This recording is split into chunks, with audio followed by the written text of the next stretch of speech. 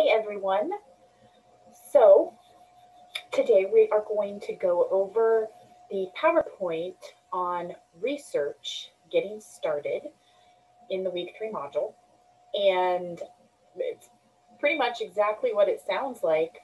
We're going to talk about the research process from start to finish, focusing though mainly on how to get started.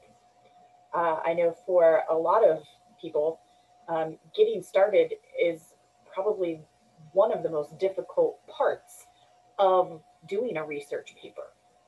So we're going to look at that process and look at some really helpful tips on how to make that process a little easier on yourself.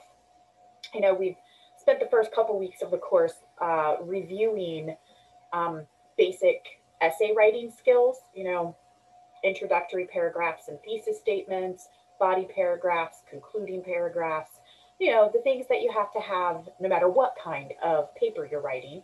But of course, for this class, you're writing a research paper. So you will need to remember, when you get around to that rough draft, you'll need to remember, the review there from the first couple weeks, because you'll need all of those components in your research paper. But, the main component is the research and what you're going to do with that research. We've kind of already started on the project a little bit. Remember, in week 1, you completed project part 1, where you chose your topic, answered some questions about it, right? Just to sort of get the ideas flowing and getting down what thoughts you already have about your topic before you start doing the research. Okay. But, here in a couple weeks, you're going to be moving to the next step of the project, which will be formulating your working thesis statement and coming up with your main points, as well as the sources that you're going to be using in the research paper. So today we need to get a really good footing in terms of how to start that process and how to move through the process with a little more ease than perhaps you've had in the past if you've done research papers in the past. And if this is really your first time, then I'm sure you're even doubly anxious about it. So hopefully what we're going to look at today will help with that. Okay, so I'm going to share the screen here and bring up the PowerPoint. Put it in presentation mode. Why are you not? There we go. Thank you. Okay, so first thing we're going to look at real quick here is just a little flow chart that covers the different steps of the research process. We're kind of here in the blue, getting started, right? So this is the preliminary work that you need to do. Review the assignment. Make sure that you understand exactly what you're being asked to do and thinking about why you're being asked to do it. This is a composition course, so part of why you're being asked to write this research paper is to build on your composition skills. That's where those basic essay elements come into play. Just knowing how to write an introductory paragraph and thesis statement, knowing how to arrange your body paragraphs and support each body paragraph, knowing how to conclude the essay, right? But you're also being asked to show that you can do research and incorporate that research into an essay.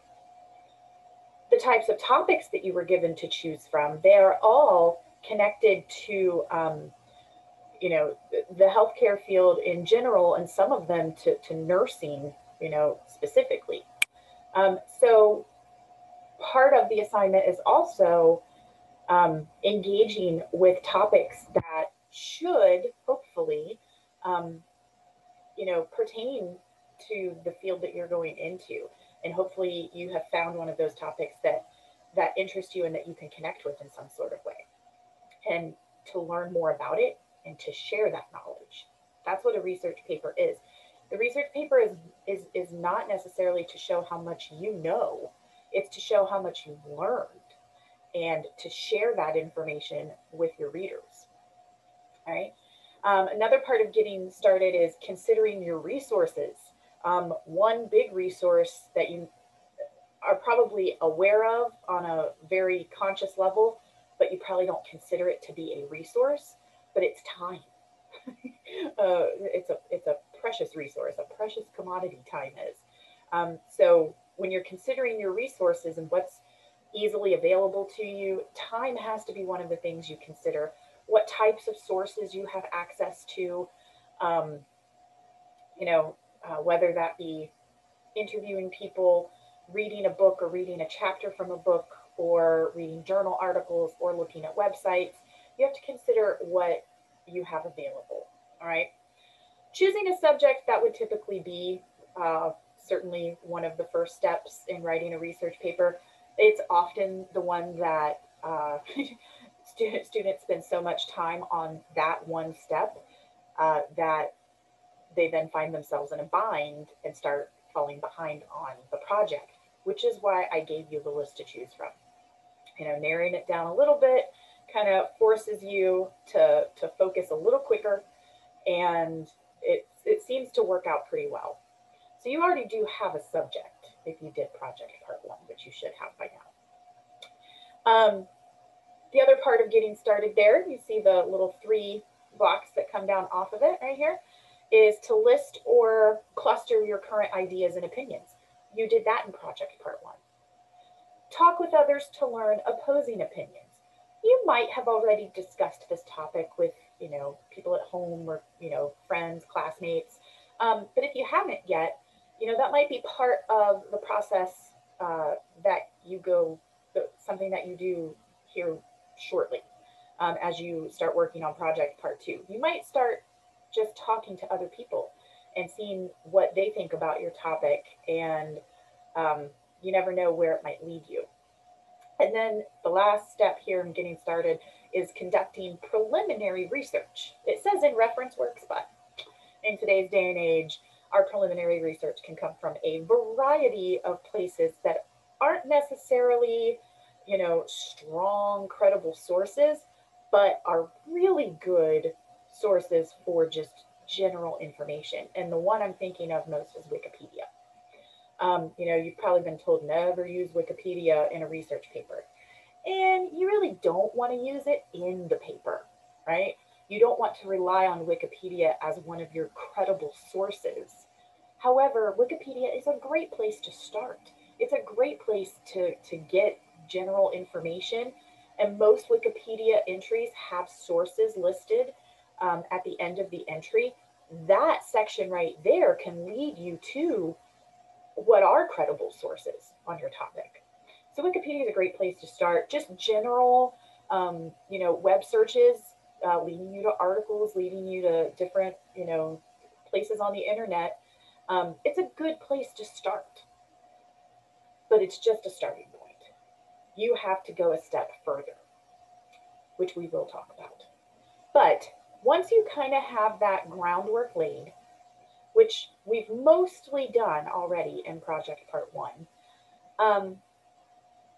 you kind of also want to start planning your research, narrowing your topic. Now, some of you already have that sort of built in, depending on the topic that you chose in project part 1. Others of you, though, if you chose a specific topic from that list, even then, there's still a lot of potential for where you take that topic. For instance, the one that comes to mind is nursing burnout, the causes and effects. There's going to be a lot of causes and a lot of effects, but you can't cover all of them. So at some point, you are still going to have to narrow that topic and focus in on the ones that you want to discuss in your paper. Music therapy and art therapy. The prompt was basically just, what is music therapy? What is it used for? Or what is art therapy? But you might, as you're doing your research, decide, okay, yes, I'm going to talk about what it is, but I really want to talk about how it's used in this specific setting or for these specific disorders or ailments or whatever. So there's still room to narrow that topic so that you have a really sharp, focused essay, right? But we've kind of already started doing that as well. You want to have a research question or a working thesis. Um, that's going to come in project part 2, but it's something you do want to start thinking about.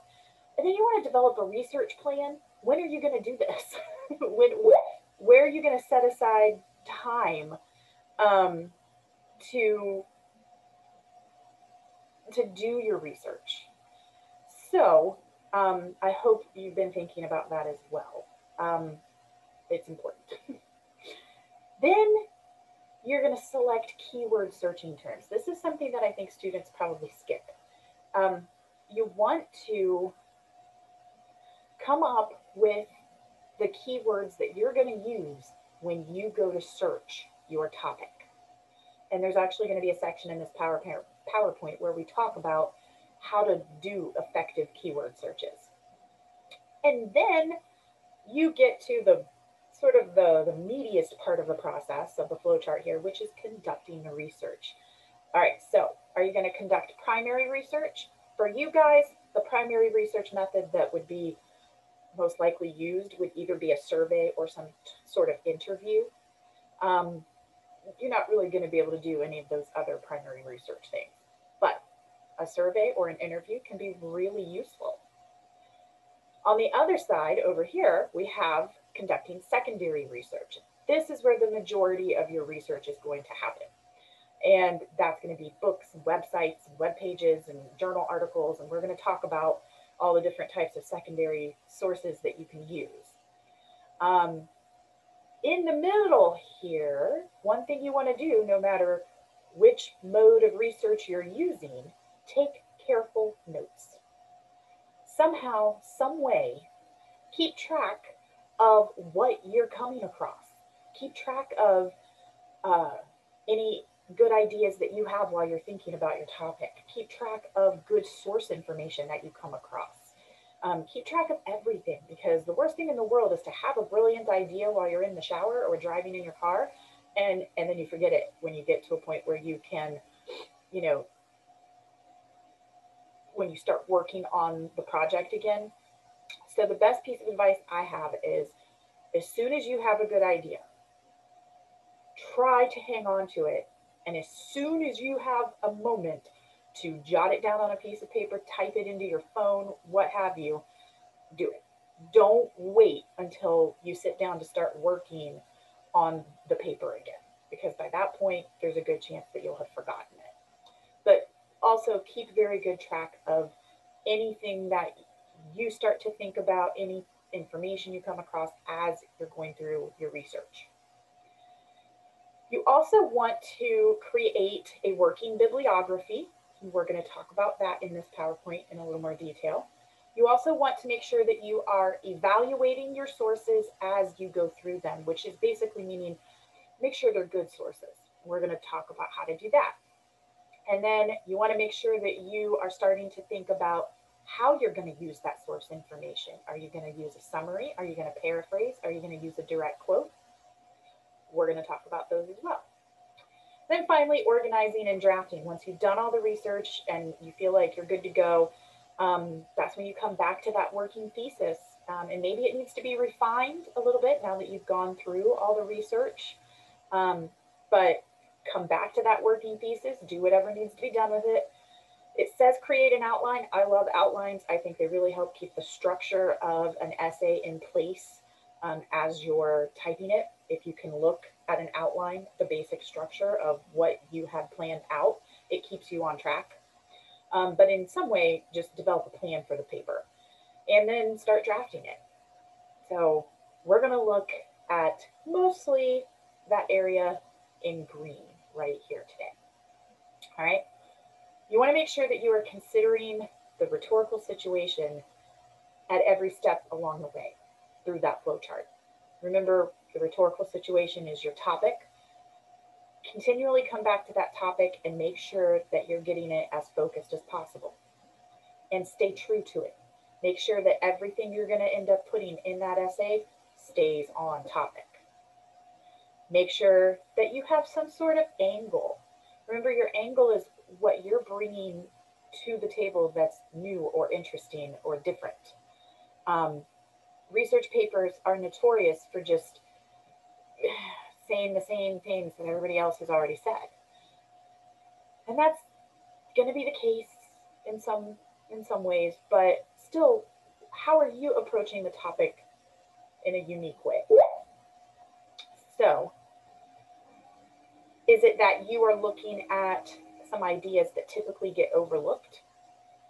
Um, are you bringing a new perspective on this topic? Just keep in mind that you want it to still be yours, even though you are incorporating research from other sources. This essay is still yours. Always think about your purpose. Why are you writing this research paper? And the answer is not because I have to, because it's an assignment for class. Think, hypothetically. Why did you choose this particular topic? What do you hope to accomplish with the paper? What do you hope others get from it? If you were going to distribute this paper and have other people read it, what do you want them to get out of it? And that brings us to the next point. Think about who your audience is. Especially, don't dumb down your paper.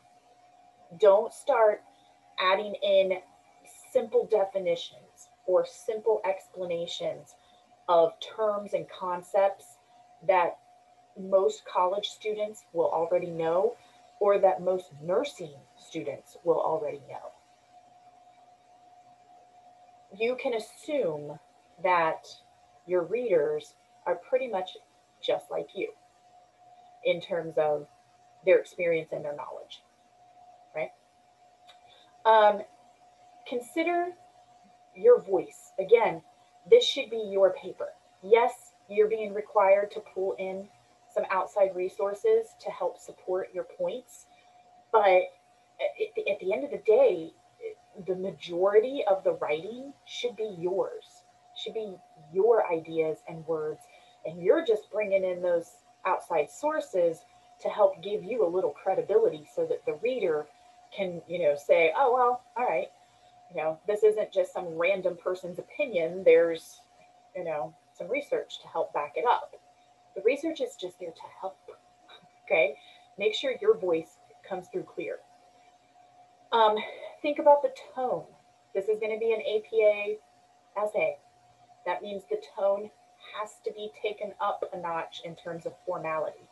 You don't want to sound like a robot and you don't want to sound stuffy and like you are void of personality.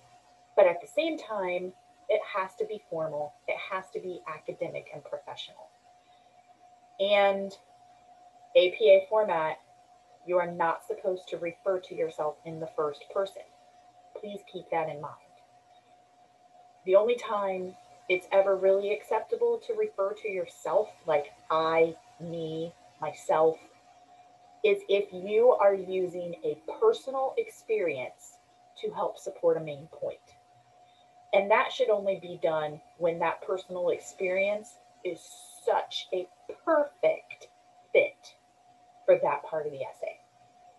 Otherwise, your voice needs to come through, but personal references to yourself should not. Okay? All right. So, getting focused, we want to narrow the topic. If you have one of those topics from the list that could go in different directions, you need to really start thinking about what direction you want to go in. This might not happen right now. It might take doing some research for you to figure out exactly which path you want to take with your topic. But before you start drafting, that needs to happen. Your topic needs to be narrow and manageable. You've already done the free writing, but feel free to come back to that step. You've done some free writing when you chose the topic, but as you're doing the research, you may have 1,000 ideas swimming through your head. Sit down, write it out, type it out, record it, speak it out. But do something just to get those ideas out of your head. And I call it a brain dump. And then go through it and see what's going to work best. Okay. You can come back to that free writing at any point along the way.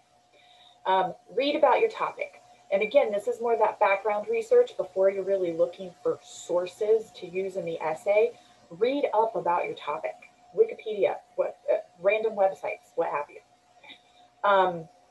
Think about those questions that you have about your topic, questions that others might have about your topic, big questions and small questions. The idea is that hopefully the research, and as you learn more about your topic and think more about your topic, those questions are going to get answered. And then think about a working thesis statement. We just reviewed what thesis statements are. You're going to have one in the introductory paragraph of your essay. Start thinking about that now. It is a working thesis statement, right? It's a work in progress. It is, not set in stone. You will come back and refine it along the way, or at least when it comes time to do the rough draft. But that working thesis should be sort of your limited topic plus that tentative thesis statement kind of put together. The main points might not be clear yet, and that's okay. That's why it's a working thesis. But you have to have some sort of focused direction. It will only help you stay focused. Once you're ready to start actually looking for your sources, there are 3 types of sources that you can incorporate. The first are primary sources. This is first-hand information, straight from the horse's mouth. The ones that you would probably have easiest access to would be interviews and surveys. And if that seems like something that would be beneficial to help you gather information on your topic, by all means, do that. Don't feel, though, like you have to have any kind of primary source in your research paper for this course. It's not required. But again, I have had several students in the past either do a survey or some sort of interview, and they've been able to work it into the essay really well. You're going to spend most of your time on secondary sources. This is sort of one step removed from that firsthand information. So here's where we're looking at scholarly studies, journal articles, databases, things like that. In a visual form, it's more like documentaries, any kind of government published or educationally published material. That's where you're going to spend most of your time. Tertiary sources, that's sort of like the third step away. This is, I won't say that magazines and things like that are should not be used, but you do want to keep in mind that, as we get further and further away from primary sources, the less credible the source material becomes. But again, tertiary sources is probably where you want to start in terms of just getting ideas about your topic, right? So you start with the tertiary sources, and then once you're ready to really start working on this essay and conducting your research, you're going to go up to secondary sources and maybe primary, but mostly secondary. Okay. All right. The next step, after you have kind of thought about what sort of sources you're going to look at, you want to come up with a research plan. It sounds crazy, but you do. Like I said in the beginning, time is a valuable commodity, and it is a limited resource for all of us these days. So you need to figure out where you're going to do your background research. When are you going to do any kind of primary research? If you are going to do the surveys and interviews, you got to get that done, because you need that information to help you start planning the draft, right? And that's going to get here before you know it.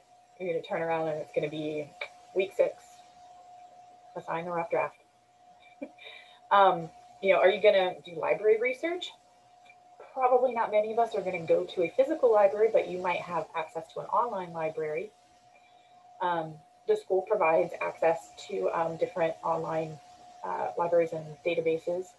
Are you just going to, how much are you going to do just sort of free web research, just using Google? Use Google Scholar also, by the way. I would start actually, when you're really looking for those good, credible sources, Google Scholar is a great resource. But nowadays, there are plenty of strong, credible sources that can be found by simple web searches. It used to be that practically anything that came just from a plain Google search or a Yahoo search or whatever, they would not be considered credible at all. Nowadays, it's not. There's good stuff out there. But Google Scholar is nice because you're guaranteed that it's a credible source. You don't even have to think about it. You don't have to worry about it. If it is on Google Scholar, it's good. So think about what kind of research you're going to want to do. And then get organized to do the research. Try to think about where you're going to need to spend the most time. Think about what's going to require the most brain power.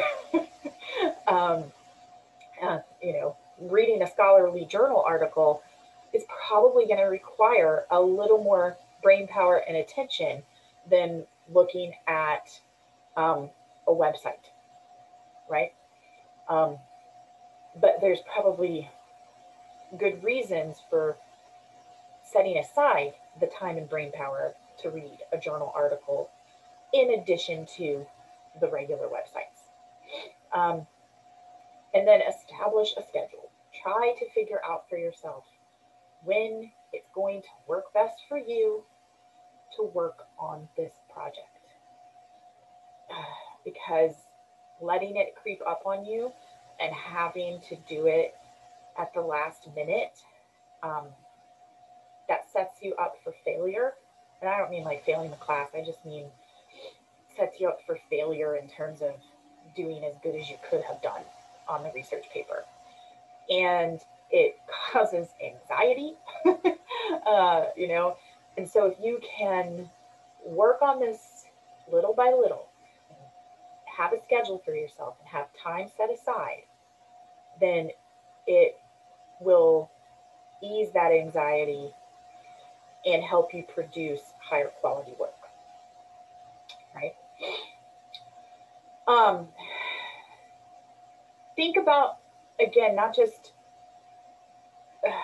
different information resources here. Are you going to look at books or chapters of books? Are you going to look at periodicals and news sources? Are you going to use any audio-visual stuff? Is there any, documentaries, YouTube videos, TED Talks, right? Are there any government publications, business and nonprofit publications? There's so many options. So you want to start thinking about that as well. Not just, where I know I'm going to use mostly secondary sources, but what kind? Think about all the different options there are for you. A lot of students miss that audio visual and the multimedia resources, but there's a lot of good stuff out there. This isn't one of our topics, but I have another class that is about argument and persuasion. And they do an argumentative research paper. And I've had a couple students choose the topic of arguing that, social media use is bad for, kids and adolescents. And I keep thinking every time I read one of those papers, like, y'all should watch the documentary on Netflix, The Social Dilemma.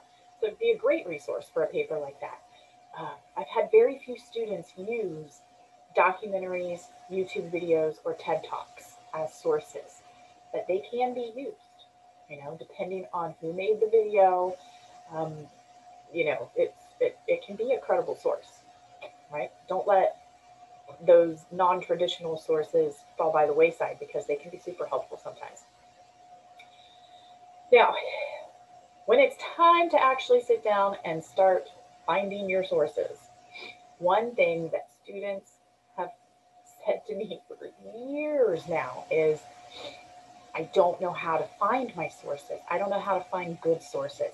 I don't know what to look for. I don't know how to search for my topic. And it's true, if you don't, even no matter what you're, typing into a search engine, whether it's for a research paper or anything, the possibilities are endless. And if you don't type in the right thing, it's going to take you forever to finally find what you're looking for. So what the next few slides are going to do are remind you, hopefully, but then again, some of us might have never even heard of the term Boolean operators. But these are keystrokes that you can use as you're typing in your search terms to help direct the search. So, tip number 1, use phrases and single quotation marks, right? So not the double quotation marks, but the single quotation marks. So if you do this, if you put a phrase in single quotes in the search bar, it is going to look for documents or websites that contain that exact phrase. So if you're typing in space dogs and you typed it in without the single quotes, just space dogs, you're going to get websites that have space somewhere in them, dogs somewhere in them, right? And it's not going to be anything that's actually about space dogs. But if you put that in single quotes, you're going to get search results that have that exact phrase in them. And that can help, sort of push away all of those totally unrelated results. And you're getting closer to a more tailored set of search results that will actually be helpful. Tip number 2, using the word "and" in all caps. So this will give you results that contain both of those words, but not necessarily right next to each other.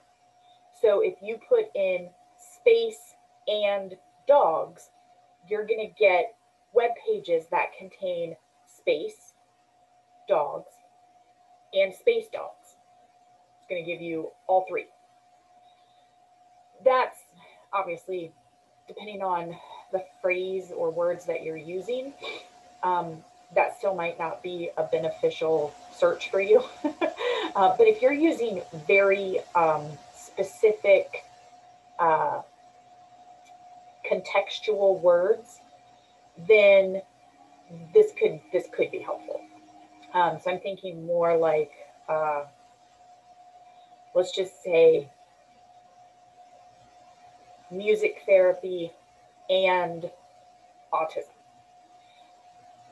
You're going to get results that talk just about music therapy and results that talk just about autism and results that talk about both together. So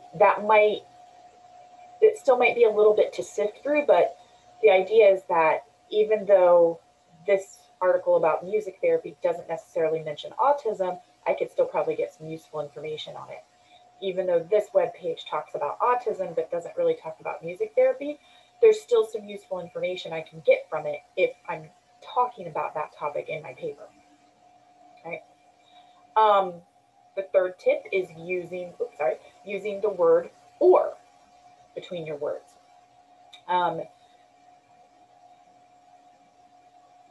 It's going to give you space, or dogs, or both, right?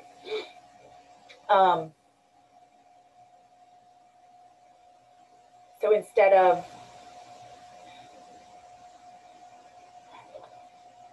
I think I got that backwards, actually. Let me think about that. Yes, when you use and, it's going to give you web pages that have space, dogs, and space dogs. When you use or, it's going to give you space, or dogs, or space dogs. So you'll get sort of like 3 different branches there. You might get some results that have just space, some results that have just dogs, and some results that have space dogs. When you're using the and, then you get anything that has space, dogs, and space dogs. Right? So any result that comes from using the word and is going to have both words by themselves and both words together at some point in the document or web page. Or is 3 different types that will show up on the search results. Sorry, got it backwards first. You can use the word not, right? So then that's exactly what it sounds like. You're trying to completely skip over certain types of results, right? So, typing dog, not Chihuahua,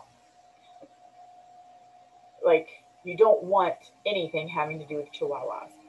So, let's say you're trying to narrow in on a very specific part of your topic, and every time you look up,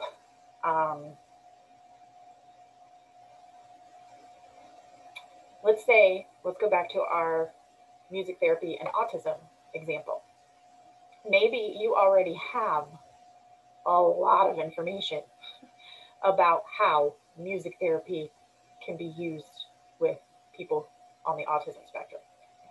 And you're like, okay, what else is there? Type in music therapy, not autism, and it should filter out any of the results that talked about autism. And that way, what you get in the search results are about music therapy in some other context. So that can be helpful. Tip number 5 is the word near. It's going to give you documents. So like if you put in your 2 words, like space dogs, space near dogs, then it's going to give you documents where those 2 words appear to, with like 10 to 25 words separating them. So close to each other, but not right next to each other. This would be used if you have some terms that are often used together and you're trying to find sources, on that topic, and they're not necessarily going to be found right next to each other, but they're often talked about, in conjunction to each other.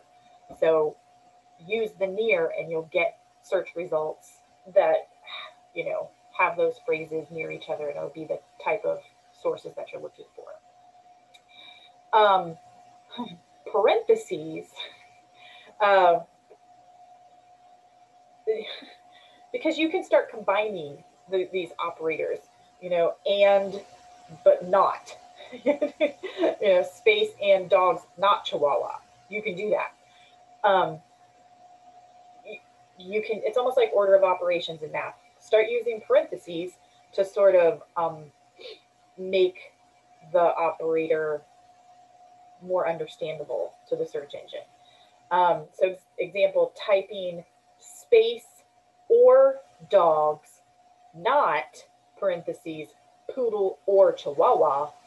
So it's going to get you entries that have the word space or dogs or both, but that do not have the words poodle or Chihuahua. I know that seems super complicated, and I would imagine that for the most part, you're not going to need to get into that type of complicated expression where the parentheses are needed. But you never know, right? So it's here, as a reminder. But certainly, I think the first 4 tips especially can be very useful in sort of directing the search in a way that will be more helpful to you. So, maybe print these off or jot them down, or you can even just Google Boolean operators and get sort of like a nice printout version of it. But they can be very handy. Okay. Once you start looking at your search results and looking at your sources, there's a few steps that you want to take. You want to first engage your sources. You want to rate your sources for reliability and depth, and then you want to evaluate your sources. And really, the two that I'm most interested in for you is engage and evaluate.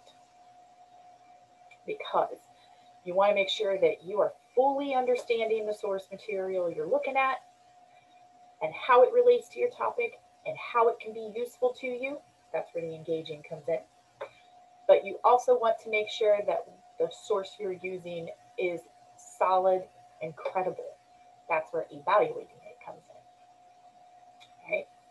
So, engaging your sources. First, you're going to possibly come across a lot of potential sources, and nobody has the time to sit and thoroughly read every single one of them, especially knowing that you're not going to use all of them. So, to help you out, first, see if the source is even worth reading. If there's an abstract, read it. Read the first paragraph, right? If it's a book, read the foreword if there is one. If there's any type of review of your source, read it. How closely is it related to your topic? Is it too basic? Is it too complex? Or does it seem to be just right? Because again, you don't want it to be too basic. You're writing a research paper for college level students, who are on your same level. You're not writing a research paper for elementary school students. Okay? Don't let it be too basic, but at the same time, is this something that is really like way up in the higher echelons of academia and not at all easy to read through and comprehend? Does it seem like it's just on a bit of a higher level than where we are right now? You don't necessarily want to use those sources either, because again, it's more work for you. And honestly, I feel like the topics that you had to choose from, they shouldn't require any of that like super high level academic writing. So be conscious of that as well.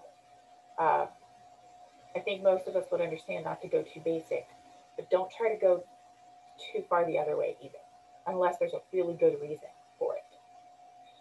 And then, what could this source add to my overall balance of sources? Do I only have YouTube videos at this point? Then I probably don't want another one. And if I really like this one, then maybe I need to think about getting rid of one that I've already looked at and thought I was going to use. Am I only using organizational websites right now? Am I only looking at, like nursing.com? Am I only looking at those types of websites? Is that where the majority of my sources are? Then maybe I need another type of source. Am I only looking at, sources that seem to have really positive things to say about my topic? Maybe I need to branch out and look at, some of the more critical sources on my topic. Try to have a balance. This next step is a lifesaver. And I'm sure students do it, but they probably don't realize that they're allowed to do it, which is to skim. Skim your sources before reading them in depth. Look for key passages and key words. Look review the author information. You know, again, if there's an abstract, read it. If there's a review, read it. Read the first paragraph or two. Get a sense for what that source is actually all about. And because a lot of times you can tell pretty quickly if it's going to be of any use to you at all. And if it's not going to be of any use, don't waste your time. Move on. If it does seem like it would be a potential source, then either go ahead and read it all the way through right then, or bookmark it in some way so that you can come back to it later. Maybe right now, the step that you're in, the time you've set aside for yourself, you're just trying to find the sources, and then you're going to go back later and really read them and get into them. That's fine. But, you know, once you have sort of narrowed down the sources you're going to use, you do have to come back and read them. You want to read with an open mind, but not an empty mind. Think about what the purpose and audience was for that source. Think about what they do really well at explaining what's really clear. Make notes of anything that's confusing or not explained well at all or not supported very well. How does this information in this source relate to your working thesis? What kind of reactions are you having to the source? Are you agreeing with it? Is something making you question? Is something making you frustrated or angry while you're reading it? Make note of that. And then think about, how would I use this source? Would I use it in this main point? Would I use it in that main point? Would it be something that I would just want to summarize? Like if it's a website and it's just like, 3 or 4 paragraphs of information, maybe I just want to summarize all of it and use that in my paper somehow. Is there like 1 or 2 sentences that are just like, oh, that's like perfect? Maybe I'm going to use a direct quote, but at the very least, think about where that source would fit into your paper. And then don't forget to use the sources that you have found and chosen to possibly lead you to other sources as well. Look at their references and maybe, choose a few to look at a little more closely, because then you might get additional information, additional sources, maybe better sources. You never know. All right.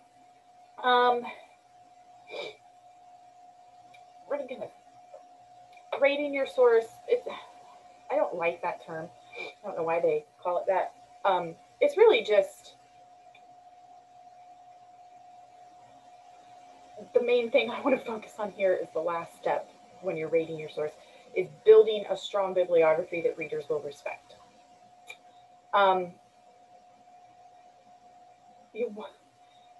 You're using this research to help support your own ideas, but you want to make sure that your readers respect the type of sources that you have chosen. And you want them to understand why those sources were relevant and why the information you chose to incorporate from those sources made your essay stronger. You want to make sure that you have a wide variety of sources and that you are using them in ways that elevate your essay, as opposed to simply having the sources in there because it's required. Next comes evaluating your sources. All right, so is the author credible? If there is an author. If there's no author, especially if you're using like websites, if there's no author provided, is the website or the organization credible? Is it a reliable publication? If you're looking at a journal or like an online news source, is it reliable? Is there an unbiased discussion? Is the site itself unbiased? Or do they clearly have an agenda? Do they clearly have ideas that they are trying to convince us of? Is the information current? That's a big one. especially APA format, we're going to learn it focuses on current information. So you want to make sure that nothing you're using is outdated. I would say try to stick within 2 to 3 years, right?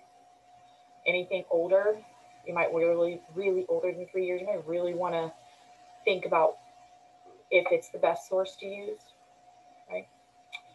Is the information accurate? This is where kind of doing broad research and skimming different sources can help, because you might come across a source that seems really good on the surface, but the more you get into it, the more it's like, I'm not sure that's right. I think I read the exact opposite thing in another source that I skimmed. Is the information accurate? Does it provide full logical support, or is it just a bunch of unfounded claims and ideas and opinions? Is there good, credible, supporting ideas used in that source? How is the quality of the writing, and especially if it's a website, the design of the website? Poor writing skills and poor design quality, it makes you question how credible and accurate the information is.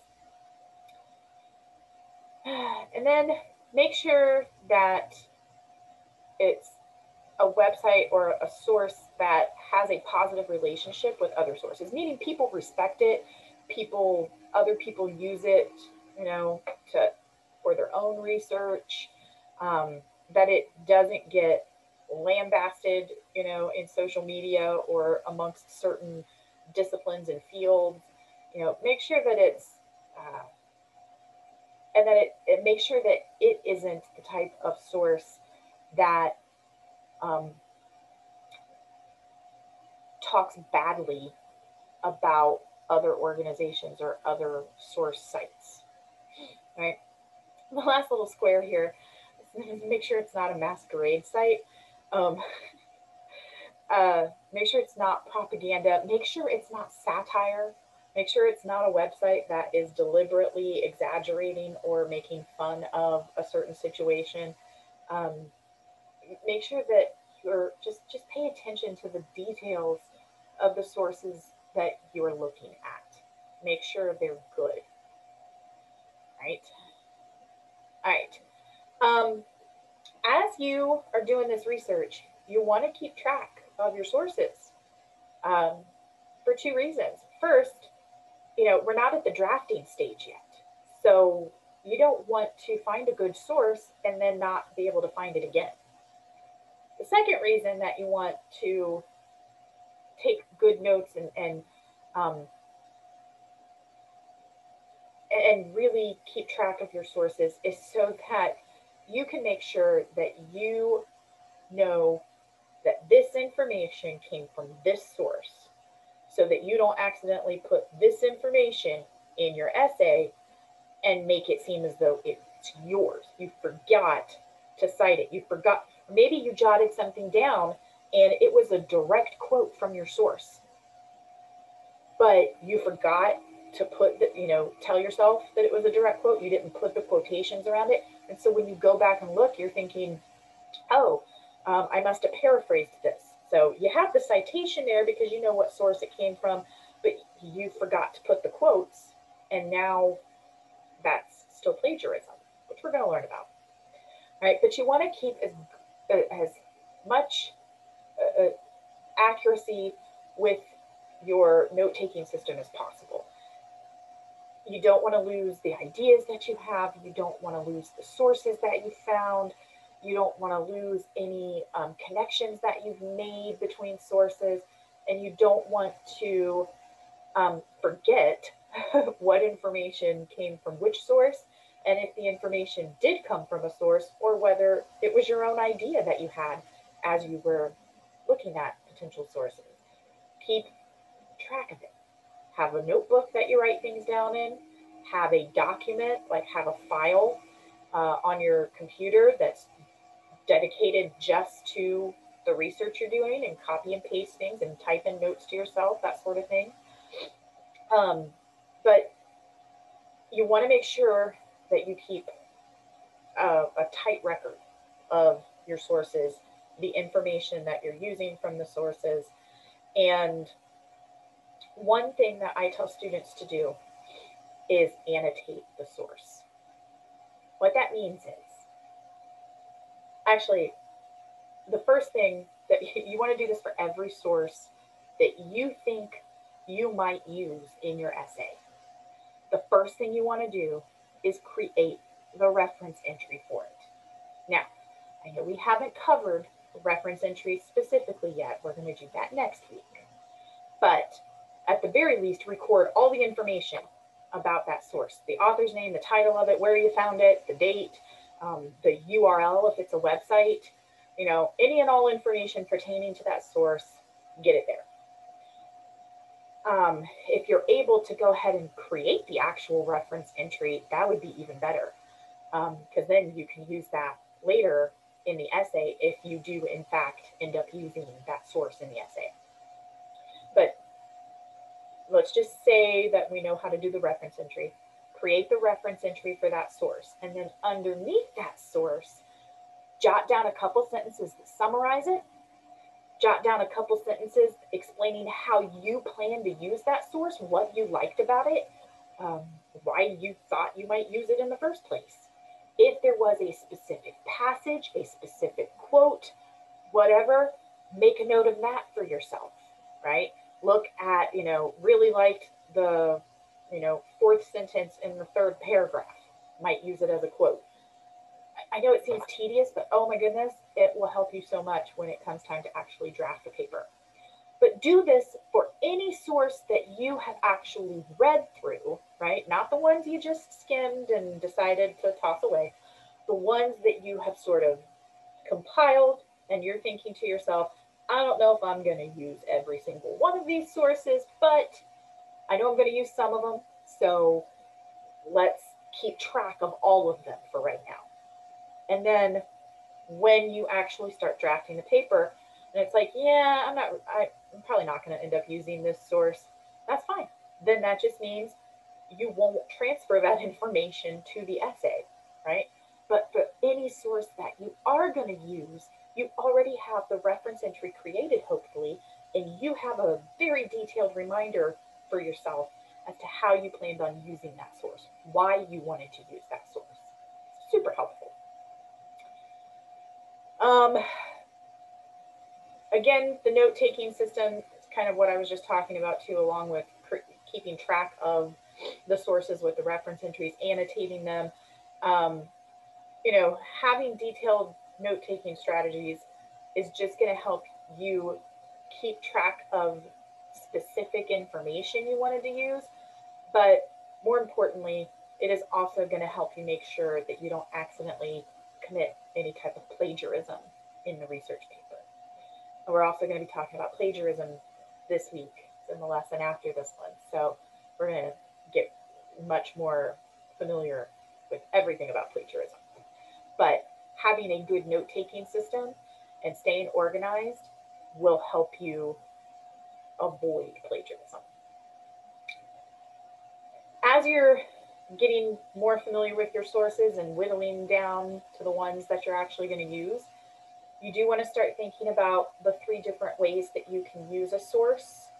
But the first thing you want to know is, how relevant is it to your working thesis? The passage or the specific information that you're thinking about incorporating into the essay. Hopefully by this point, you already know that the source itself is relevant to your topic. But if you're like, I'm going to use information from this paragraph, why? Is it relevant to your working thesis? Is it directly connected? How strong and important is this information that you've decided to incorporate? Don't incorporate source material for fluff. Don't incorporate information from a source simply because you know you have to have a certain number of sources in the essay. There are plenty of sources out there for every topic on that list that you can find the required number of sources that all have really good information that you can incorporate into your essay. So choose the information that will have the biggest impact on your topic and on the point you're making at that part of the essay. So think about making sure it's important.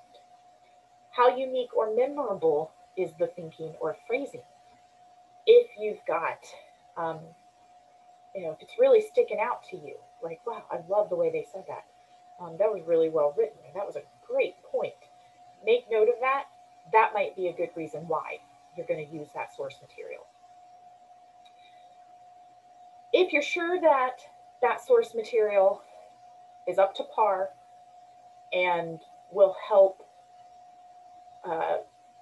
elevate your essay instead of just being there for the heck of it, creating fluff, then you have to think about the 3 different ways you can use your sources. You can summarize, which again is kind of summary. A summary is taking the main idea of the whole thing, right?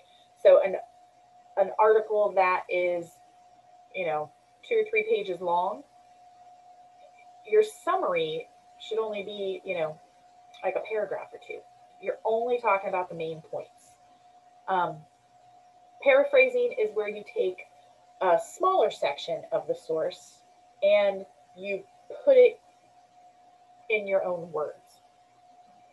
And then a quote is direct word for word, whether it's 3 sentences from the original source, 1 sentence, or a phrase.